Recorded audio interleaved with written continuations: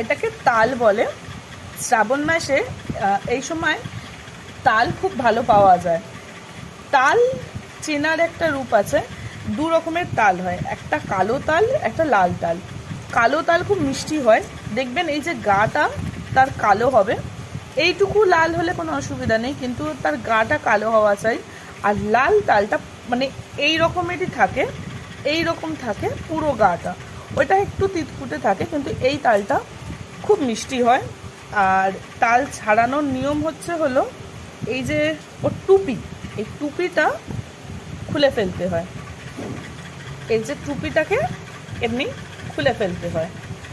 দেখুন কি সুন্দর মনে হচ্ছে না, এটা টুপি হাতের মতো, কিন্তু এমনি করে রাখলে এটা ফুলের মতো লাগছে। যাই হোক, এটা আমরা আলাদা করে দেবো। আর এর যে স্কিনটা, এ দেখুন এমনি করে যে স্কিনটা উঠছে, এটাকেও আমরা এমনি করে ছাড়িয়ে আলাদা করে দেবো। এর ভেতরেও পাল্প থাকে, এই যে আঁশের ভেতরে, এই আঁশটা নেয় না, কিন্তু এর ভেতরে পাল্প থাকে, এটাকে ছাড়িয়ে নিই আমরা। তালের ছিলকাগুলো এমনিভাবে ছাড়িয়ে পরিষ্কার করে নিতে হয়েছে। আর এর ভেতরে 3টে আঁটি রয়েছে। অ্যাকচুয়ালি সবসময় 3টে আঁটিই থাকে, অনেক সময় ছোট তালের ভেতরে 2টো আঁটিও থাকে, কিন্তু বেশিরভাগই 3টে আঁটিই থাকে।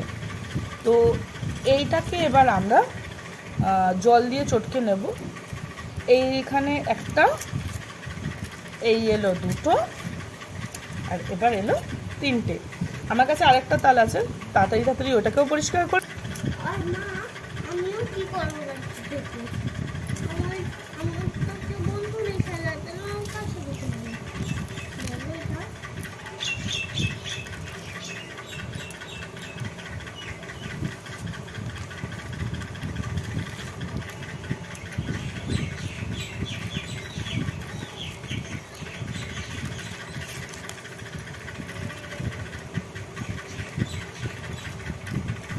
ছোটোবেলায় না, যখন মা তালের বড়া বানাতো, এমনি তাল ছাঁচতো, আমার না খুব ভালো লাগতো, তালের গন্ধে পুরো ঘর মোমো করতো, আর মনে হতো যে কখন মা ভেজে দেবে।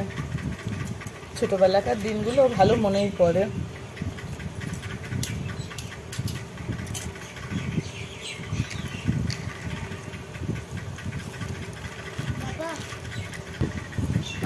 এখানে এসে গেছে আমাদের কাছে 6টা আঁটি।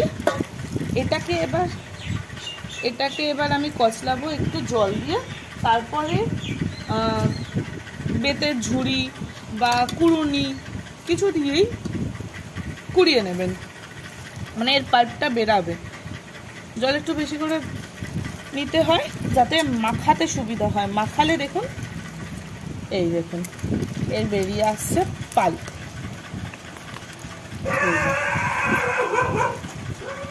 এইটা হলো পাল্প।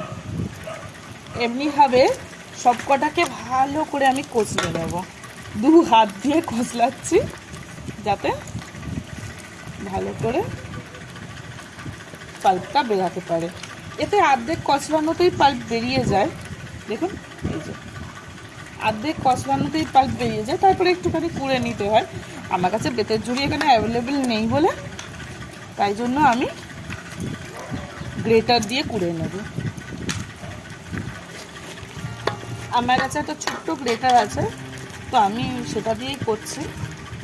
বৃষ্টির দিনে তালের বড়া গরম গরম খুব ভালোই লাগে খেতে। এই দেখুন এই যে পাল্পটা বেশ ভালোই বেরিয়ে আসছে। এমনি করে সবকটা তাল আমরা ছেঁচে নেব। আচ্ছা, তাল ছেঁচে তালের আটি আলাদা করে দিয়েছি। এই হচ্ছে মানে 2টো তালের পাল্প, ঠিক আছে। তো এর ভেতরে ছাঁচতে দেখবেন এর ভেতরে কিছু আঁশ থেকে যায়। তো যদি মশারির নেট মতো যদি থাকে, ওর ভেতরে দিয়ে আপনি বার করে নিতে পারেন, না তো এমনি হাত দিয়ে চটকে নিলেও বেরিয়ে যায়। তো এর পরের প্রসেসটা আমি, আচ্ছা, এই তালের পাল্পের ভেতরে আমি মৌরি, বড় এলাচ, আর একটু নুন দিয়ে রেখেছি। এর ভেতরে আমি দেবো হলো নারকোল কোড়ানো দেবো না, অ্যাকচুয়ালি আমি নারকোল ছোট্ট ছোট্ট করে কুটে দেবো, চালের গুঁড়ো আর চিনি। এই তালের পাল্পটাকে আমি একটা চামচ দিয়ে রেখেছি, 1 চামচ করে করে এই যে গরম কড়ায় ছেড়ে দিচ্ছি তেলে। আচ্ছা, তেলটা চেষ্টা করবেন সর্ষের তেলে বানানোর, কারণ তালের বড়া সর্ষের তেলেই বেশি ভালো লাগে খেতে, কোনো গন্ধও বেরোয় না ফ্রেন্ডস, কিছু না। আর কেউ কেউ তালের বড়ার যে তালের পাল্পটা, এটা একটু কড়ায় নেড়ে নেয় যাতে গাঢ় হয়ে যায়, বা মানে একটু গাঢ় হয়ে যায়, নারকোল দিয়ে চালের গুঁড়ো দিয়ে অনেক সময় নেড়ে নেয়, কিন্তু আমি এটা করিনি। এটা সফট অ্যাজ আ স্পঞ্জের মতো রয়েছে, কিন্তু যেই ঠান্ডা হয়ে যাবে সেই একদম শক্ত শক্ত হয়ে যাবে। আর তালের বড়া গরমের থেকে আমার বাসি খেতে বেশি ভালো লাগে, যে বাসি তালের বড়া খেতে টেস্ট বেশি ভালো।